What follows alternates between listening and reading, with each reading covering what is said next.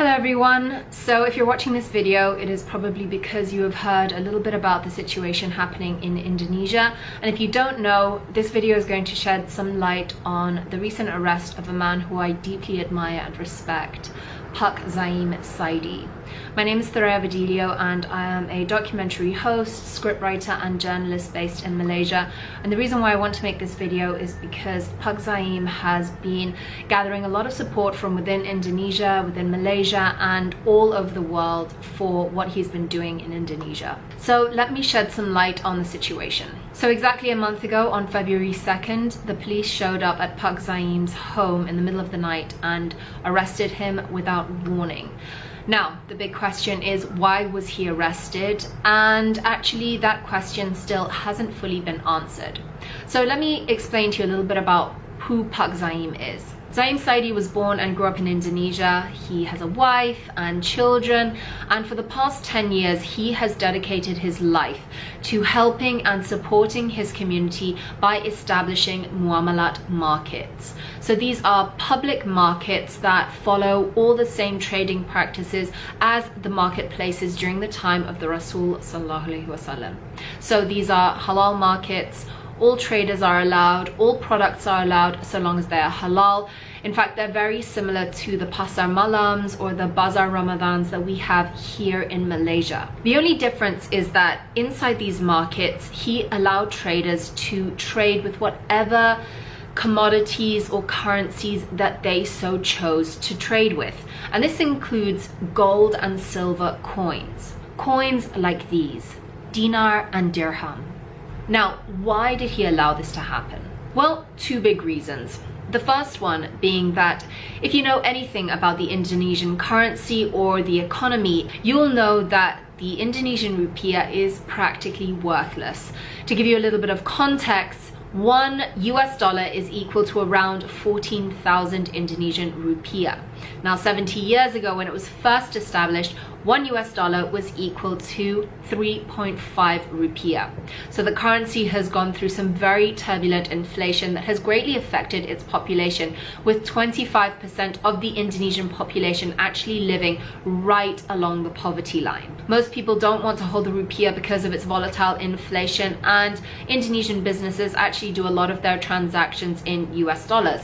In fact, most of big business in Indonesia is done in US dollars. But the second reason, and the reason that I think he would want me to highlight, is that the Indonesian rupiah, much like any other paper currency in today's modern economy, in the eyes of the Islamic Sharia, is actually haram for trading. So in an attempt to give people an option, not enforcing anyone to trade with any means of currency, just giving people alternatives, Zaim set up these muamalat markets to allow traders to have a way of trading halal.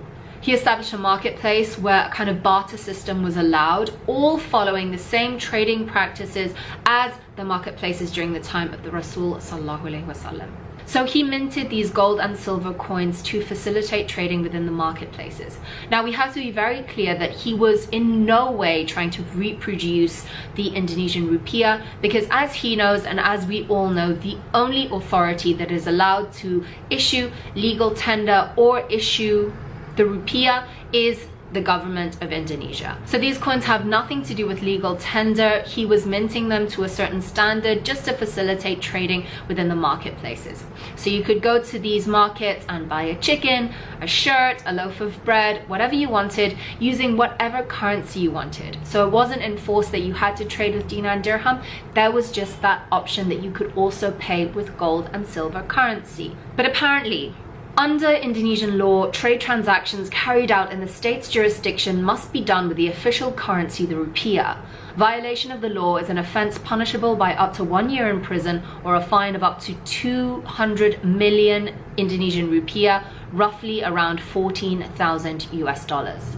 But this is of course where they shoot themselves in the foot, and where people online and in the media have been very quick to come and say, if he is getting jailed for using a currency that isn't the rupiah, why is it that other people and business owners who trade using US dollars, euros and pounds not carrying the same sentence? Not only that, People online are now saying, well, if he is getting jailed for using gold and silver for trading, what about people that trade using Bitcoin, Ethereum, or any other cryptocurrency?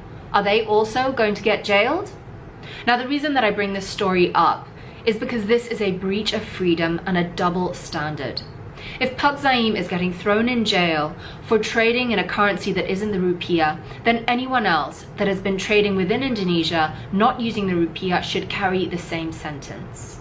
And the other reason why this story is important to me is because I have met Zaim before, several times in fact, and I've known him for many years. And all I can say is that his intentions have always been in the right place. All Zaim has ever done is try to strengthen his community by encouraging trade, encouraging entrepreneurship, and helping people put food on their table and a roof over their head. And he has every right to criticize paper money, not just the rupiah, but any modern day currency anywhere in the world. And if you don't know, go on Google or YouTube any of the 100,000 economic experts that will tell you that paper money is a complete fraud and completely worthless. He is a good man. And when good men get punished for doing the right thing, that is when you know a change needs to happen in society. And the only way that we're going to see change is if our voices are united to say that what has happened to Zaim is unjust and that he deserves to be free. Since his arrest, numerous organizations have been coming together to denounce his wrongful imprisonment. So here I am, lending my own voice to support him. He is taking the punishment for doing something right. And when the right people are in jail, that is when your society is going to crumble. So I stand with Zaim. And if you stand with him too, please share this video. Gather your own information, talk about him, let people know what's going on, and let's get him out of jail. If we unite our voices to stand together and support him, I know that this video can help him. So drop me a message and I'll try and share as much information as I can. I am in contact with his family and let's get him out. Thank you so much for listening.